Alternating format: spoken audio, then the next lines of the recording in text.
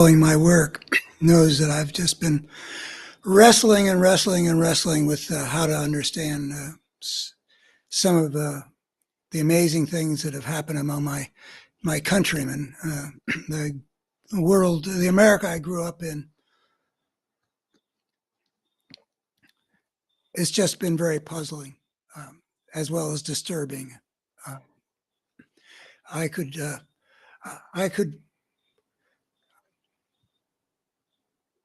probably make a reasonably hefty book out of all the stuff that I've written over the past 20 years to explain what's happened in the minds of a lot of people that I used to have a meaningful relationship with when I did talk radio here in the Shenandoah Valley. And they're representative of pretty much all of Red America, I would say. I knew them, interacted with them in very fulfilling ways as a radio talk show host for a whole decade, and really grew to appreciate them. It was a wonderful experience.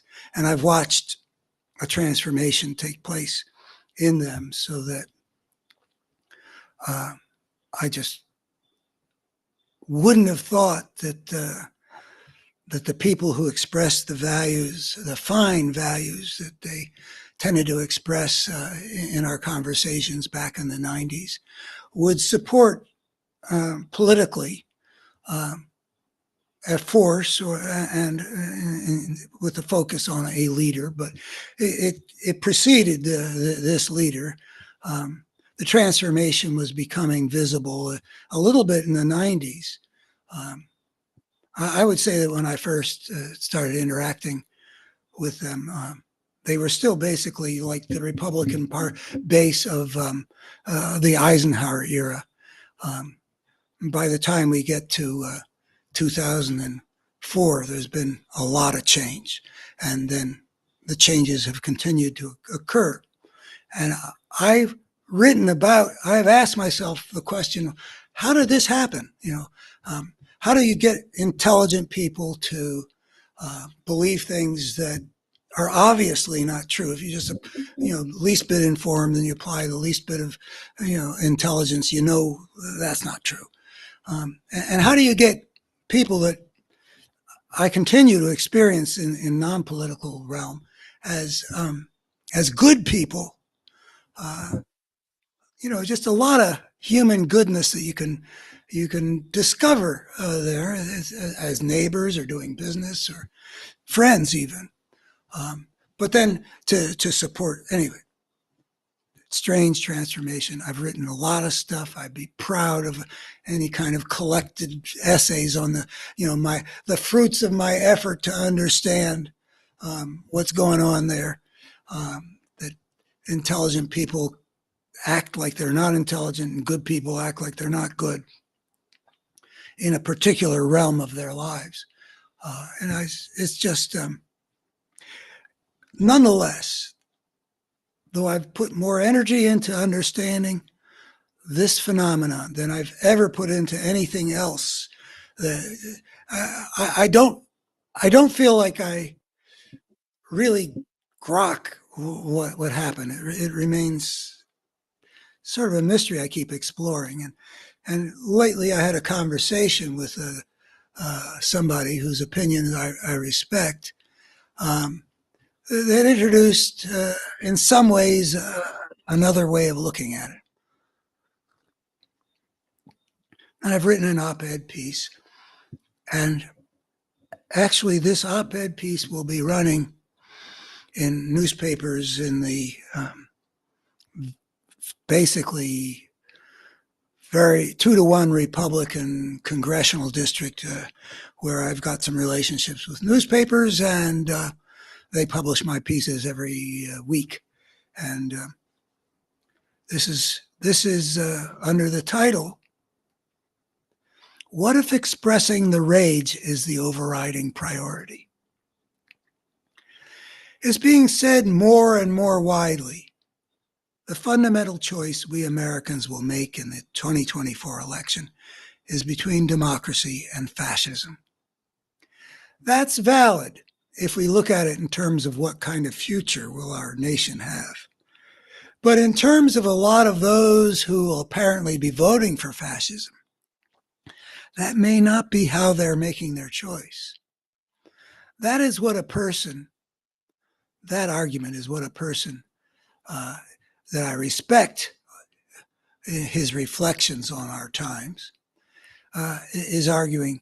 For them, he says, the choice is between one, people representing a system they feel has betrayed them, and two, another political force that's working to burn down the system they hate.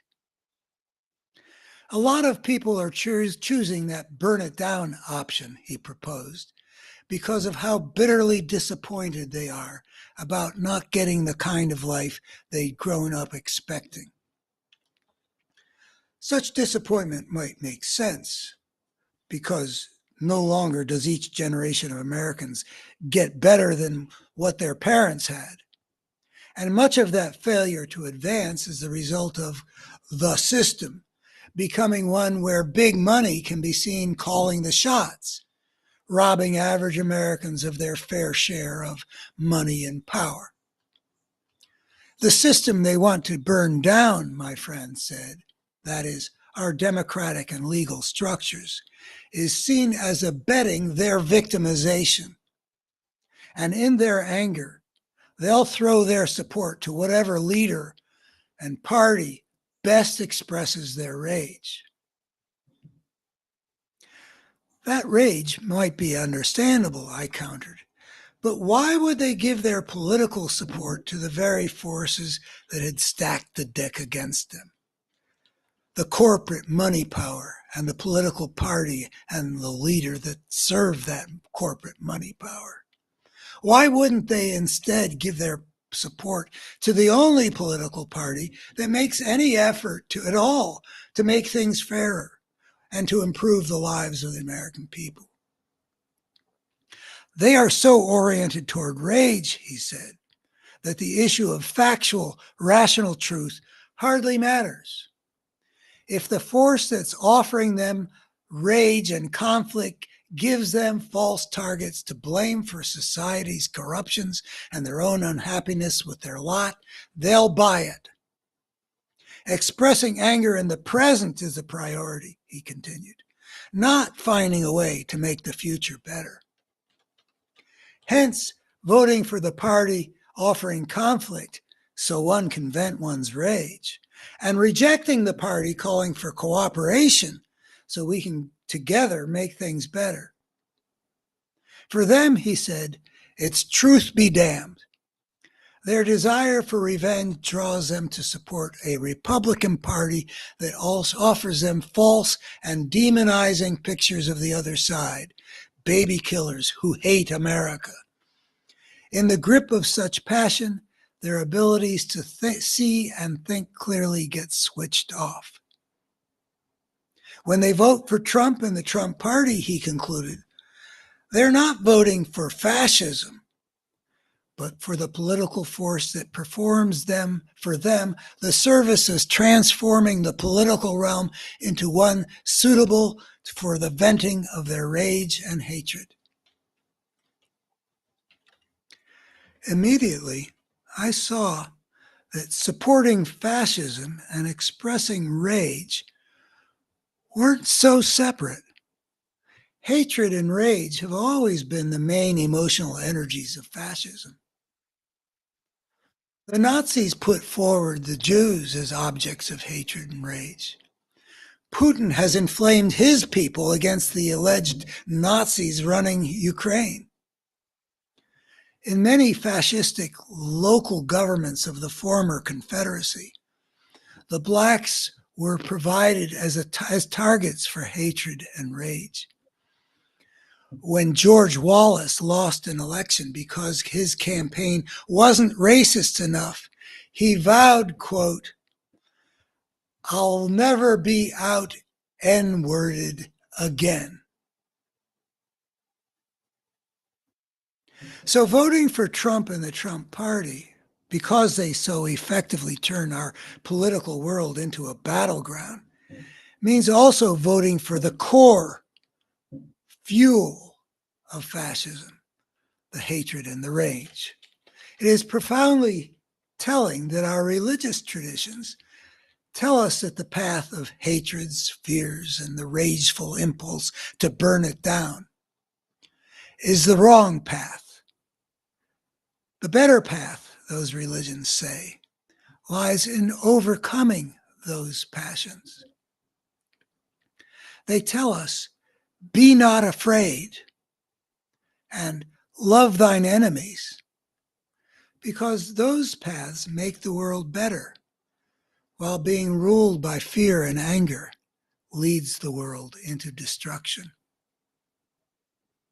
This picture corresponds to traditional understanding of the good and the evil. Fascism also shows some of the cleverness often attributed to the force of evil. That same force of fascism first injures the people, talking here about the stealing from people the kind of better life that they had grown up expecting, and then uses the pain and rage it has inflicted to get the people to amplify the very force of fascism by supporting it in a war against some target that is not really the people's enemy. Fascism exploits the brokenness people already have by feeding their dark passions in order to make them strong, make fascism strong enough to control what people do in their participation in the realm of power. Fascism is about the problem of power. The subtitle of my book, The Parable of Tribes, is the problem of power and social evolution. As it consistently operates, fascism consistently operates according to that dictum. This quotes Thucydides about the Athenians. The strong do what they can, while the weak suffer what they must, which makes the world broken. And fascism's alignment with brokenness is shown too in its reliance on deception to manipulate the people into lending their support to fascism's ceaseless drive for still more power. And then a concluding line. Is it possible to get people now in the grip of such ugly passions to vote instead for what matters most, which is the preservation of America's wholeness with its constitutional order? I don't know the answer to that question. Is it possible to get them out of the grip of those ugly passions? I also don't know for sure how valid this hypothesis is about what if expressing the rage is really the top priority. It seems plausible that might be a factor. It's another one of those pieces that speaks to what might be going on in this amazing transformation of good and intelligent people into supporters of something the opposite of good, that continually tells them things that their intelligence should make clear to them are simply not true. Okay, that's it for this one. Would appreciate if you would click follow if you're interested in seeing where this kind of thinking leads me. Would appreciate if you check out the larger picture that I paint on my website, A Better Human Story, and go to YouTube where my collection of videos is to be found if you're interested in seeing an integrated picture of the nature of what's happened to our species and to the nature of the crisis that we Americans are facing right now. Thanks very much.